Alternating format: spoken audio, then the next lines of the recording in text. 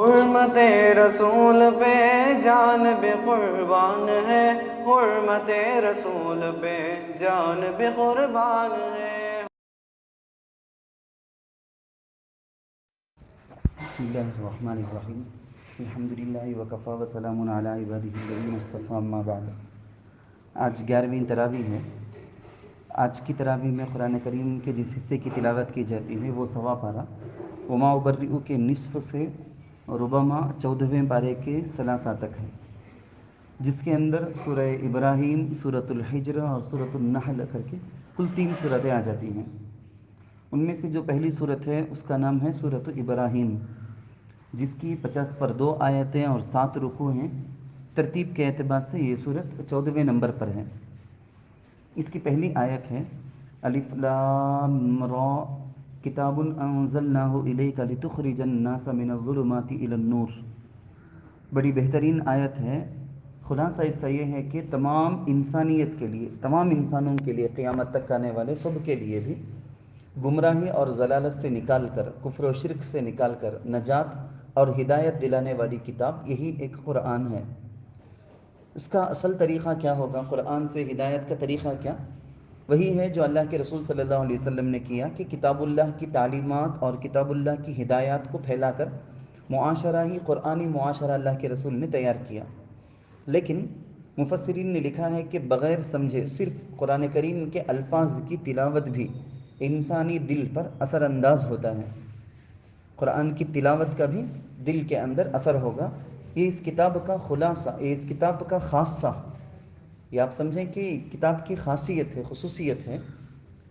چنانچہ ارتداد کی آندھی میں آ کر وہی سارے مسلمان پھنستے ہیں، وہ کافر، مشرک، نصرانی ہو جاتے ہیں جن کے گھرانوں میں قرآن کریم کی تلاوت سے بڑی غفلت ہوتی ہے، تلاوت ہی نہیں ہوتی ہے۔ تو کم از کم مسلمان کا تعلق قرآن کریم کے ساتھ تلاوت کا بھی اگر ہوگا تو اس کے ایمان کی حفاظت ہوگی۔ جیسا کہ اللہ کے رسول صلی اللہ علیہ وسلم کی بعثت کے مقاصد میں سب سے پہلا مقصد ہی بتایا گیا، یتلو علیہم آیاتہ، قرآن کریم کی تلاوت کرتے ہیں، پڑھ کے سناتے ہیں، سمجھانا سمجھنا نہیں ہے، صرف تلاوت، تلاوت ہی کی یہ فضیلت۔ اس کے بعد ہم اگر آیت دیکھیں، اللہ تعالیٰ فرماتے ہیں وما ارسلنا من رسول الا بلسان قومہ، جب بھی اللہ نے رسول بھیجا، نبی بھیجا، تو جس قوم کے پاس بھیجنا تھا اس قوم کی لینگویج، اس کی جو مادری زبان ہوتی ہے، وہی زبان بولنے والے نبی ہی کو اللہ نے بھیجا تاکہ اللہ کی بات کو اچھی طرح سمجھا سکے، حق لوگوں پر واضح ہو جائے۔ چنانچہ حضرت موسیٰ علیہ السلام کی قوم کی زبان عبرانی تھی تو تورات عبرانی زبان میں، حضرت عیسیٰ علیہ السلام کی قوم کی زبان سریانی تھی تو انجیل سریانی زبان میں نازل ہوئی۔ رسول کریم صلی اللہ علیہ وسلم کو تو خاتم الانبیاء والمرسلین بنا کر پوری دنیا کی طرف قیامت تک کے لیے بھیجنا تھا۔ یہاں لاکھوں کی، ہزاروں کی، لاکھوں کی زبانیں ہیں، تو ان تمام زبانوں میں سے ایک زبان میں قرآن کو نازل کرنا تھا، تو بے شمار زبانوں میں سے خوبصورت، فصیح، بلیغ، بہترین جو معیاری زبان ہے عربی زبان، اس عربی زبان میں اللہ نے قرآن کو نازل کیا۔ ہمارے پیارے محبوب سرکار دو عالم صلی اللہ علیہ وسلم نبی نے فرمایا کہ تم بھی اے امت، او میری امت، تم بھی عربی زبان سے محبت پیدا کرو۔ پھر اللہ کے رسول نے اس کی 3 وجہ بھی بتائی۔ نمبر 1 یہ بتایا کہ قرآن عربی میں ہے، اس لیے عربی سے تم کو محبت ہو، سیکھو۔ نمبر 2 میری زبان عربی ہے، اس لیے مجھے تم محبوب رکھتے ہو تو میری زبان کو بھی محبوب رکھو۔ اور نمبر 3 فرمایا کہ اے ایمان والو، تم سب کو جنتی ہونا ہے اور جنت والوں کی زبان عربی ہے، عربی سیکھو۔ اسی وجہ سے ہم دیکھتے ہیں کہ حضرت عمر رضی اللہ عنہ نے فرمایا تعلموا العرب فإنها من دینکم، عربی زبان سیکھو کیونکہ وہ تمہارا دین ہے، تمہارے دین میں سے ہے۔ قرآن اور حدیث کو سیکھنے کے لیے، سمجھنے کے لیے، اللہ اور اللہ کے رسول کو، منشے کو جاننے کے لیے عربی سیکھنی چاہیے۔ آج ہم دیکھتے ہیں امت بہت ساری زبانیں سیکھ لیتی ہیں، انگریزی سے لے کر فرنچ، جرمنی، کئی ساری زبانیں سیکھ لیتی ہیں اگر ان کی دنیاوی معاش کی کوئی حاجت ہو، تو ایسے عربی کو سیکھ لینے میں کوئی تکلیف، کوئی پریشانی نہیں ہوگی، بلکہ اپنی مادری زبان کے علاوہ کسی زبان کو سیکھنا ہو تو عربی زبان کو ترجیح دینی چاہیے۔ آگے چلتے ہیں۔ الم تر کیف ضرب اللہ مثلا کلمۃ طیبۃ کشجرۃ طیبۃ اصلها ثابت وفرعها فی السماء، یہاں ایمان اور کفر کی اللہ مثال دیتے ہیں۔ ایمان کو اللہ کہتے ہیں کہ پاکیزہ درخت کی طرح ہے، جبکہ باطل اور ضلالت شجرہ خبیثہ ناپاک درخت کی طرح ہے۔ یہاں صرف دو باتیں کہہ کے آگے بڑھ جاتا ہوں۔ نمبر ایک یہ ہے کہ شجرہ طیبہ یا جو کہا گیا، مفسرین کہتے ہیں اس سے مراد کھجور ہے، کھجور کے درخت کو مراد لیا گیا، جس کی جڑیں زمین میں مضبوط جمی ہوئی ہوتی ہیں، چاہے تیز ہوا چلے، آندھی ہو، جیسا بھی ہو، اس میں کوئی پریشانی نہیں۔ بالکل اسی طرح سے اہل ایمان اگر ان کے دلوں میں، ان کے دماغ میں ایمان اگر پیوست ہو، عقائد اگر پیوست ہو، تو پھر لاکھوں کے مصائب، لاکھ قسم کے مصائب اور پریشانیاں اور حالات آئیں تو ان کے ایمان میں رتی برابر بھی کمزوری نہیں پیدا ہو سکتی۔ اور دوسری بات، یہاں کھجور کی جو مثال دی گئی اس میں یہ ہے کہ کھجور کی شاخیں آپ نے دیکھا ہوگا کہ وہ اوپر کی طرف یعنی آسمان کی طرف بلند ہوتی ہیں۔ بالکل اسی طرح سے ایمان والے کے دل کے اندر جو ایمان ہوتا ہے وہ اس کو اللہ کی طرف، اللہ کے رضا کی طرف، جنت کی طرف پہنچانے والا ہوتا ہے۔ آگے ہم دیکھیں وَإِذْ قَالَ إِبْرَاهِيمُ رَبِّ اجْعَلْ هَذَا الْبَلَدَ آمِنًا، ایک بڑی دعا ہے۔ جب حضرت ابراہیم علیہ السلام حضرت ہاجرہ کو، حضرت اسماعیل علیہ السلام کو، اپنی بیوی اور بچے کو اللہ کے حکم سے مکے کی سنگلاخ وادیوں میں لے جا کے چھوڑا، تو وہاں پر انہوں نے کئی ساری دعائیں کی۔ ان دعاؤں کا ذکر ہے مختصر، آپ اس کو دیکھ لے سکتے ہیں، جن کے اندر یہ ہے کہ حضرت ابراہیم علیہ السلام نے امن کی دعا کی۔ امن انسانوں کے لیے کس قدر ضروری ہے، امن کی دعا کی، رزق کی دعا کی، دلوں کے اس شہر کی طرف مائل ہونے، لوگ رغبت کے ساتھ اس طرف آنے لگے، اس کی دعا کی، اور اقامت صلاۃ کی، اپنے اولاد کے لیے نماز قائم کرنے کے لیے، اور مغفرت کی، اللہ سے، اللہ تعالیٰ سے درخواست کی۔ سورہ ابراہیم کے آخر میں بھی ھذا بلاغ للناس کہہ کے اللہ تعالیٰ دوبارہ وہی تمام لوگوں کے لیے یہ قرآن پیغام ہے، سب لوگوں کے لیے ہے، کہ تاکہ لوگ سمجھیں، سمجھائیں، نامعلوم لوگوں کو بتائیں، غافلوں کو ڈرائیں، اسی لیے یہ قرآن نازل کیا گیا۔ اللہ اس کا مقصد بتاتے ہیں۔ اس کے بعد ہے سورۃ الحجر، گویا 14واں پارہ بالکل شروع ہوتا ہے اسی صورت کے ساتھ، ربما یود الذین کفروا لو کانوا مسلمین۔ مختصر الفاظ میں دیکھیں تو قیامت میں جب مسلمانوں کو جنت مل جائے گی اور کافروں کو جہنم کا عذاب ملے گا، اور وہ عذاب دن بدن ان کے مختلف شاخوں کی وجہ سے بڑھتا جائے گا، تو ہر موقع پہ کفار یہ تمنا کرنے لگیں گے کہ اے کاش ہم بھی مسلمان ہوتے۔ تو دنیا میں ان کے ایمان قبول نہ کرنے کا پچھتاوا وہاں ہوگا۔ آج ہم مسلمانوں کو چاہیے کہ یہ آج اعمال کا دار الاسباب ہے، یہاں اعمال کا موقع ہے، عمل کا موقع۔ ہم مسلمانوں کو بھی یہاں غفلت برت کر وہاں جا کے ادھر ادھر کی آرزویں تمنائیں کرنے کی ایسی نوبت نہ آئے۔ کفار کی ایسے بے جا بے فائدہ تمنا کو یہاں ذکر کیا گیا، جس میں مسلمانوں کے لیے بھی سبق ہے۔ آگے ہم دیکھیں تو انا نحن نزلنا الذکر وانا لہ لحافظون، اللہ تعالیٰ فرماتے ہیں کہ قرآن کریم کی حفاظت کا ذمہ اللہ نے خود لے لی ہے، کسی بھی اور کتاب کی حفاظت کا ذمہ اللہ نے نہیں لیا۔ اس کے بارے میں اللہ نے یہ نہیں فرمایا، بلکہ جیسے مثال کے طور پر تورات ہو تو اہل تورات جو پڑھنے والے ہیں ان کے ذمہ تھا کہ تورات کی حفاظت کرو، انجیل والوں کے ذمہ تھا کہ اس کی حفاظت کرو، لیکن قرآن ہی ایسی کتاب ہے کہ اللہ نے قیامت تک کے لیے اس کے الفاظ، اس کے معانی، ہر طرح سے قرآن کی حفاظت کا ذمہ لے لیا۔ آگے بڑھیں، وَلَقَدْ كَذَّبَ أَصْحَابُ الْحِجْرِ الْمُرْسَلِينَ۔ حجر جو لفظ آیا ہے اسی وجہ سے اس صورت کا نام سورۃ الحجر ہے۔ قوم سمود جس جگہ آباد تھی اس جگہ کا نام ہے وادی حجر۔ ان کی طرف حضرت صالح علیہ السلام کو نبی پیغمبر بنا کے بھیجا گیا، ان کی دعوت قوم نے ٹھکرا دی، پھر ہیبت ناک آواز کے ذریعے سے ان کو عذاب دے کر ہلاک کر دیا گیا۔ بہرحال صورت کی وجہ، اس نام کی وجہ یہی ہے۔ آگے ہم دیکھیں وَلَقَدْ آتَيْنَاكَ سَبْعًا مِّنَ الْمَثَانِي وَالْقُرْآنَ الْعَظِيمَ۔ یہاں اللہ قرآن کریم کے تذکرے کے علاوہ سورہ فاتحہ کو مستقل علیحدہ ذکر کرتے ہیں کہ سورہ فاتحہ بھی ہم نے دی، قرآن بھی دیا۔ کیوں؟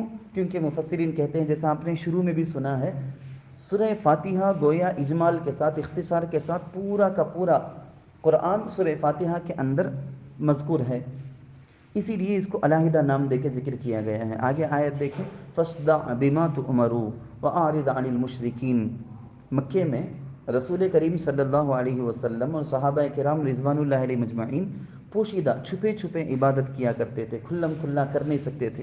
تبلیغ جو دین کی دعوت دیتے وہ بھی چھپے چھپے، لیکن اس آیت کے نزول کے بعد اس آیت کے ذریعے سے اللہ نے حکم دے دیا کہ اب سے علل اعلان ہوگا، کھلم کھلا ہوگا، برملا ہوگا۔ سب سے آخر میں وَاعْبُدْ رَبَّكَ حَتَّى يَأْتِيَكَ الْيَقِينُ سورہ ہجر کے آخر کی آیت کے اندر حضور اکرم صلی اللہ علیہ وسلم کو، بلکہ حضور کے واسطے سے ہم امت کو یہ حکم دیا گیا۔ اللہ اپنے بندوں کو یہ حکم دیتے ہیں کہ یہ جو اللہ کی عبادت ہے وہ چند دنوں کے لیے، چند ہفتوں مہینوں کے لیے، چند سالوں کے لیے کرنے کی نہیں، بلکہ اللہ کی عبادت تو آپ کو کرنی ہے پوری زندگی، جب تک کہ موت نہ آ جائے۔ تو یہاں آیت کے اندر حتیٰ یأتیک الیقین، الیقین سے مراد ہے موت، موت تک بھی پوری زندگی اللہ کی اطاعت عبادت میں گزارنی ہے۔ تیسری سورت شروع ہوتی ہے سورۃ النحل۔ نحل شہد کی مکھی کو کہتے ہیں، شہد کی مکھی کا تذکرہ اس سورت کے اندر ہے، اسی وجہ سے اس سورت کا نام ہی رکھ دیا گیا سورۃ النحل۔ اس سورت کا خلاصہ اگر ہم دیکھیں تو نمبر ایک چیز یہ ہے کہ انسان کے فائدے کے لیے اللہ نے جو نعمتیں دی ہیں، جو چیزیں اللہ نے پیدا کی ہیں، ان سب کا کفار اور مشرکین کے سامنے ذکر کر کے ان کو سمجھایا گیا کہ اب تو اللہ کی قدرت کو سمجھو، اور ان کو اسی ذریعے سے تبلیغ اور دعوت کی گئی ہے۔ نمبر دو، شریعت اسلامیہ کے بے شمار احکامات کا بھی اس کے اندر ذکر ہے۔ ہم آیت دیکھیں، خلق الانسان من نطفۃ فاذا هو خصیم مبین، انسان کی تخلیق اور اس کی پیدائش کا ذکر ہے۔ ہم میں سے ہر انسان پیدا ہوتے ہیں، یخرج من بین الصلب والترائب، مرد اور عورت سے نکلنے والی اس منی کے ذریعے سے۔ منی ایک ناپاک قطرہ ہے، اس کے لگنے کے بعد، اس کے نکلنے کے بعد انسان ناپاک ہو جاتا ہے، جگہ ناپاک ہو جاتی ہے، اس کے دھوئے بغیر نماز درست نہیں۔ ایسے ناپاک قطرے سے اللہ نے انسان کو پیدا کیا، ہم کو پیدا کیا۔ پھر اللہ نے بولنے، سننے، کہنے، سمجھنے کی گوناگون صلاحیتوں سے اللہ نے ہمیں نوازا۔ اب یہی انسان یعنی ہم جیسے ہی لوگ اب اللہ کی تخلیق کے اندر، اللہ کی ذات میں، صفات میں، کئی ساری چیزوں کے اندر جھگڑالو بن کے جھگڑے کرنا شروع کر دیتے ہیں۔ خاص طور پر مشرکین کو بتایا گیا کہ اتنے اللہ تعالیٰ ایسا پیدا کیا ہے، پیدا کرنے کے بعد اب اسی عقل کو رکھ کر وہ اللہ کے ساتھ دوسروں کو شریک ٹھہراتا ہے، جھگڑا کرتا پھرتا ہے۔ آگے آیت دیکھیے، وَالْأَنْعَامَ خَلَقَهَا لَكُمْ فِيهَا دِفْءٌ وَمَنَافِعُ وَمِنْهَا تَأْكُلُونَ۔ یہاں کیا ہے، اس آیت میں انسانوں کے فائدوں کے لیے جتنی اللہ تعالیٰ کی نعمتیں موجود ہیں، اللہ ان کا ذکر کر کے مشرکین کو سمجھاتے ہیں کہ ذرا سمجھو۔ جانوروں کی اون ہے، آپ کو معلوم ہے، بکرے، چھیلے، دمبے وغیرہ ہوتے ہیں، جانوروں کی اون ہے، اون سے کپڑے بناتے ہیں۔ انسانوں کا کتنا فائدہ ہے، جانوروں کی کھال، ان کھالوں سے، چمڑے سے پوستنگ بناتے ہیں، کوٹ، شو وغیرہ، بیگ، کئی ساری چیزیں بناتے ہیں۔ سردی سے حفاظت کے کپڑے بناتے ہیں۔ جانوروں کا گوشت ہے، حلال جانوروں کا گوشت، اس گوشت کو بطور غذا کے کھایا جاتا ہے، ان کے مادہ کے دودھ کو استعمال کیا جاتا ہے۔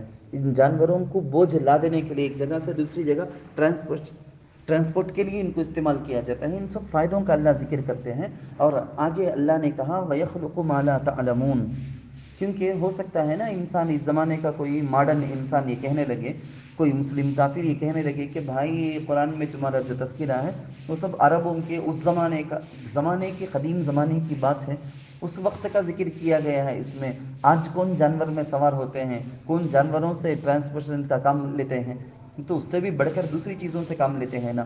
تو سواریوں کا جو تذکرہ اس زمانے کے اعتبار سے ہے، اللہ نے اس کو کرنے کے بعد یہ بھی کہہ دیا آگے فیوچر میں اللہ ایسی ان گنت لاکھوں کی، کروڑوں کی چیزیں، سواریاں بنائیں گے جن کو تم جانتے بھی نہیں۔ اس زمانے کے لوگوں کو کہا گیا جن کو تم جانتے بھی نہیں۔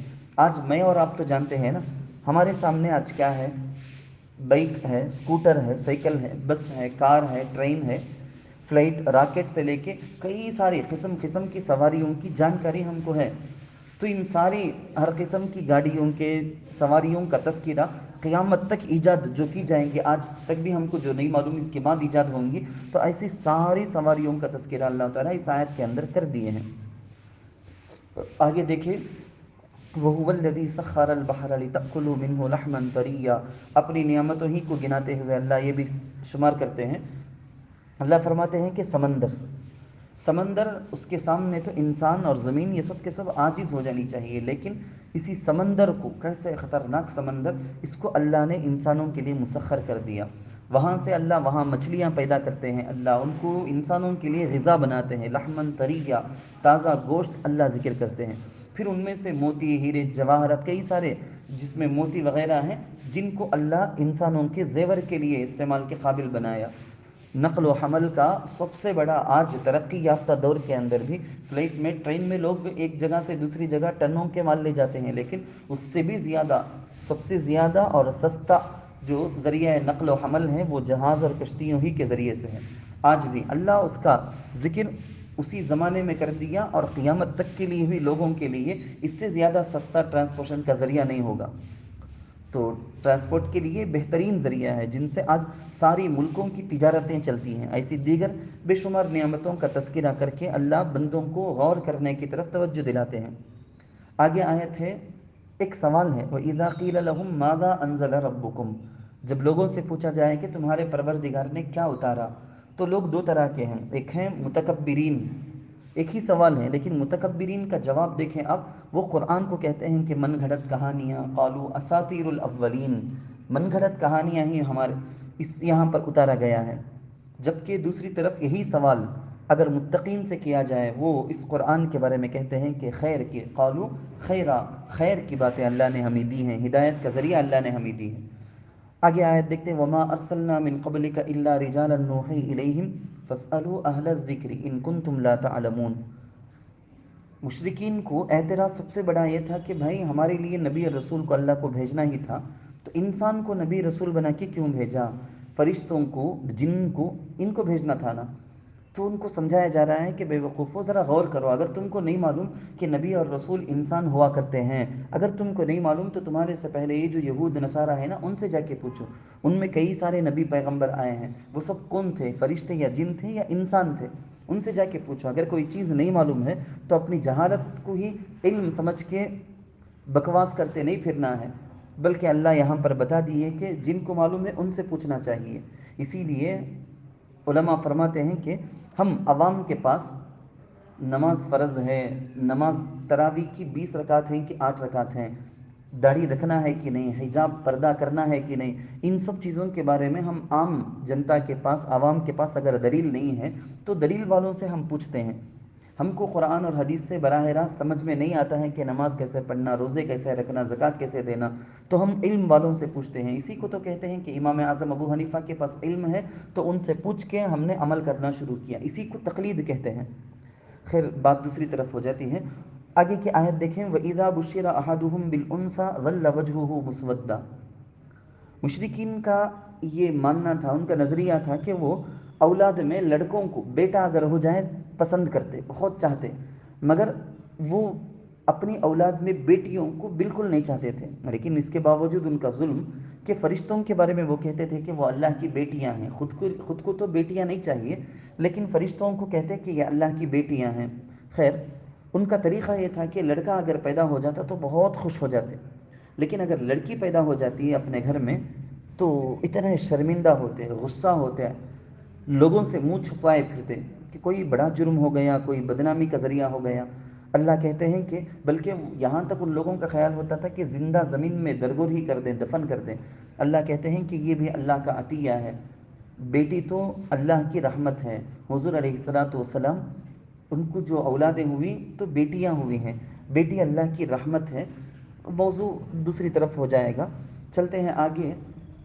آگے ایک آیت ہے، وَإِنَّ لَكُمْ فِي الْأَنْعَامِ لَعِبْرَةً، یہ آیت نمبر 60 پر 6 میں، جیسا اس سے پہلے میں نے آپ کو بتایا، اس سے پہلے کی ایک آیت وَالْأَنْعَامَ خَلَقَهَا لَكُمْ میں، ویسے یہاں پر بھی جانوروں سے متعلق اپنے احسانات اور انعامات کا اللہ ذکر کرتے ہیں کہ ذرا سوچو تو صحیح کہ گوبر اور خون دونوں کی دونوں غلاظتیں، لیکن ان دونوں کے بیچ سے اللہ آپ کو پاک، صاف، شفاف دودھ، جس میں طاقت بھی ہے، خوشی بھی ہے، فرحت بھی ہے اور بہترین غذا بھی ہے، ایسا دودھ اللہ نکال کے دیتے ہیں آپ لوگوں کے لیے۔